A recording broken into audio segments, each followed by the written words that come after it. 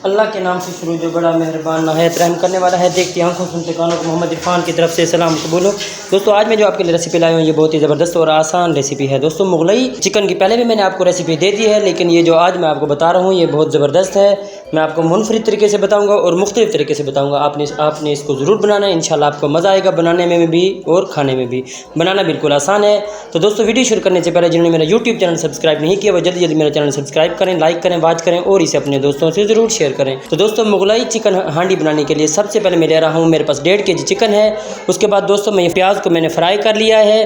उसके बाद दोस्तों ये इमली का पल्प है। उसके बाद दोस्तों ये थोड़ी सी दही। उसके बाद दोस्तों ये मेरे पास खोपरा ये क्रश किया हुआ है, कसूरी मेथी है दोस्तों, और ये वाइट पेपर यानी कि सफ़ेद मिर्च, और ये सॉल्ट यानी कि नमक, अदरक लहसुन का पेस्ट और लेमन का रस। उसके बाद ये बादाम को मैंने इसका छिलका उतार लिया है, इसको बॉईल करके।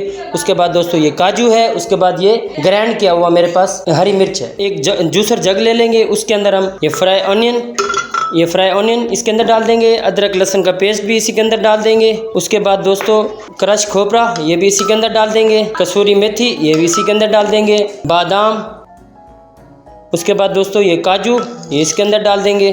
उसके बाद दोस्तों ये सब्ज़ मिर्च। उसके बाद हम इसके अंदर थोड़ी सी दही ऐड करके इनको ग्राइंड कर लेंगे इस चीज़ को। दोस्तों अब इनको ग्राइंड कर लेंगे। दोस्तों अब मैं इसके अंदर लेमन जूस डाल दूंगा। लेमन जूस ऐड करने के बाद इसके अंदर सॉल्ट यानी कि नमक ऐड करूंगा थोड़ा सा। दोस्तों इसके अंदर इमली का पल्प डालूंगा, मिक्स करेंगे।